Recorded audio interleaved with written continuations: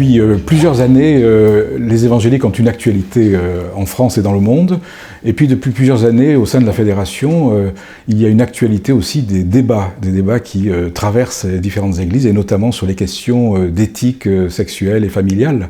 Et donc ces deux arguments finalement nous ont amenés à prendre le sujet à bras-le-corps et à valoriser la parole évangélique, à entendre la parole évangélique à travers les églises qui sont membres de la Fédération. Et c'est la raison pour laquelle nous avons organisé ce colloque ici, donc à l'Étoile, au Temple de l'Étoile, avec des intervenants au plan historique, théologique, institutionnel, et puis sur les questions éthiques et internationales. Nous avons choisi nos interlocuteurs les plus proches, les plus fraternels, ceux qui sont vraiment dans le débat avec nous.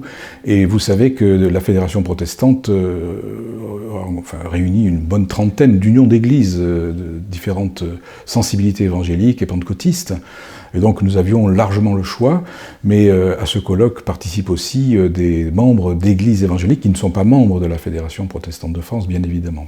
L'objectif n'est absolument pas de dire qu'il faut que tout le monde vienne à la Fédération. L'objectif est de dire que le rôle, la mission de la Fédération, c'est précisément de valoriser le protestantisme dans toutes ses sensibilités, y compris et peut-être surtout en ce moment les sensibilités évangéliques. Donc c'est notre métier finalement que de mettre ce lien entre les uns et les autres. C'est notre vocation depuis 1905.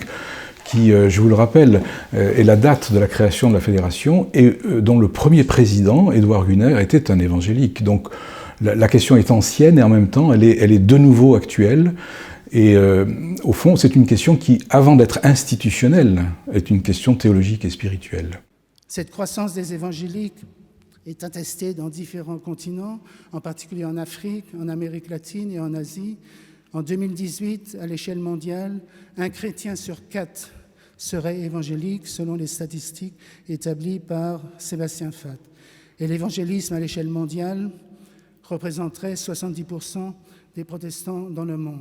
Je suis convaincu qu'une journée comme celle que nous vivons fait réaliser à chacun de nous les différences importantes qui existent entre le mouvement évangélique en Europe et le mouvement évangélique que l'on peut observer ou connaître aux États-Unis ou en Amérique latine.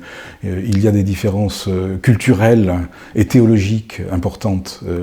Les évangéliques sont aussi divers, si vous voulez, que bien d'autres confessions protestantes.